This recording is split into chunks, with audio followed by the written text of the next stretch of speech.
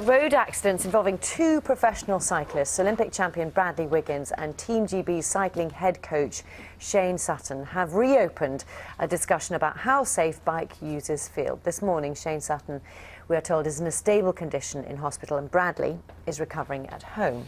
There are renewed calls for the government to put cycling at the heart of transport policy to improve safety. London 2012 gold medalist Victoria Pendleton says she's had some near misses in the past. Being a cyclist and having to train on the roads is something that you have to do. There's no other option. You know, I trained on the roads and quite often I did feel that, you know, quite vulnerable out there with a lot of near misses, but fortunately nothing, you know, serious over my professional cycling career. There has to be a mutual respect from the cyclist and the other road users. It's, you know, the cyclist should stick to the rules and ride very safely wherever possible, and then the vehicles should have a respect for the cyclists and do whatever they can to be as safe as possible. And it's a two-way thing. I think if both parties are a little bit more considerate, then, you know, it'd be an even nicer place to cycle out there. Well, there's Victoria Pendleton saying it's a two-way thing. Lots of you, I know, have views on this. We'll talk about some of those in a minute. Joining us now, Olympic gold medalist Boardman, who's a spokesman for British cycling, and Phil Jones, a transport planning consultant who designs highways and cycling routes. Morning, both. Morning. I know you've been over this many times before, Chris. I guess the question is, are the roads safe to cycle on? Well, we sat here just not long ago, actually, a few weeks ago, talking about similar sort of topics. Yeah. And I think, in essence, I think what we need to do is put it in perspective. Accidents happen. They do happen. Incredibly coincidental that these two happened at the same time. I never had one when I was training in 20 years. 35,000 kilometres travelled per death for a cyclist. That's 750 times around the globe. So statistically, yes, it's very safe. Yeah.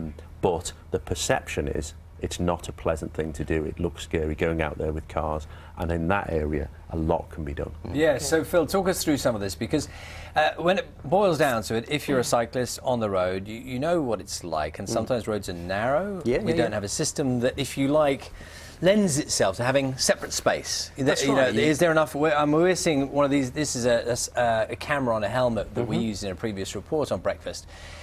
There's a problem, isn't there? Just the logistics of the space available. Yeah, but our carriageways in the UK are not that different to the Netherlands and Denmark, where these things have been done.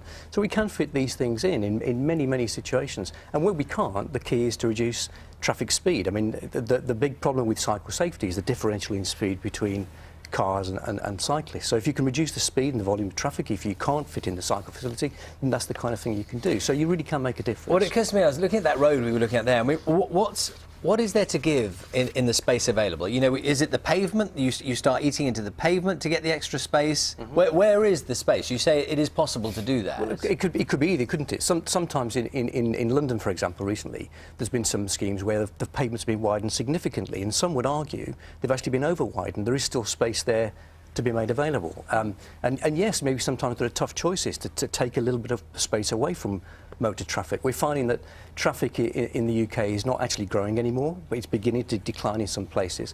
Traffic in London peaked in the 90s. So if traffic just begins to ease back a little bit, there is space available that we can take back for cycling. Well, just close. I mean, the exciting thing and frustrating in equal measure is 250 miles from here. We've got Holland, we've got Denmark. A conscious choice was made in the 70s, and they said, hang on a minute, where do we want to live? What does the place I look like want? What do I want it to be like? Do I want it to be efficient for cars, or do I want it to be full of bikes, pedestrians, and some cars? Okay, and they legislated for that. They put some teeth behind it. They changed their infrastructure. The funding was there, and it was led at a governmental level, but it showed that it can be done. Just literally 250 miles from here. Well, I wonder, it's interesting, the examples that Holland and I know France has talked about as well, those are countries that had a long history of success in cycling, didn't they? You know, in terms of team cycling. Was that the impetus? And do you think we're at that point now that they possibly were in the 70s? Quite possibly, and it's slightly more challenging for us because the volume of traffic has grown. They saw it in the 70s, but it was a conscious choice. We all thought it was just historical and it's grown up and everybody had bikes. No, in the 70s, they were heading the same direction as everybody else. That's right. And they made that choice. Yeah, I mean, cycling went down to about 10% in the Netherlands. It's now about 25%. So it fell. They made the choice, and it's grown. And what we're finding in London now is that the growth in cycling is happening. It's happening at a huge rate, and the rate of growth in cycling is about the same as the growth that was happening in the Netherlands when they began to invest. So we can do this. So many questions from people on Twitter and email, all the rest of it. Stephen, you can probably answer this, Chris. Could you please clarify if it's legal or illegal for cyclists to ride side by side or 2 or 3 abreast? Well, it's an interesting point actually, because there's often a perception. I think when you're driving a car and you've been held up and you're used to just being able to flow through, and you go, oh, this is not, and you look for something to pin it on. A cyclist riding in a single file is twice as long. So on narrow roads, it's often harder to get past a clump or a group of cyclists when they're actually in single file. Also, 2 abreast, it forces the traffic to actually slow down and have to take their time and have to wait until it's actually safer for the cyclist to ride 2 abreast. As far as legalities go, I'm not sure. No, it's perfectly legal. There's no legal problem with that at all. What it can do, though, of course, I mean, you illustrate that moment, it can irritate drivers, whether it's legal or not. And that means they possibly do things, you know, they cut them in afterwards. Indeed. I had this on Box Hill actually a few weeks ago when I was riding in a sportif event around there, and there was an irate motorist stopped at the top because there was thousands of cyclists coming up this tiny road, and they're all over the road. And I actually said, well, OK, what do you actually want to happen? And he just stopped, because he was annoyed, he was trying to find safety reasons why, but really he was being inconvenienced. And when asked, OK, what do you want to happen?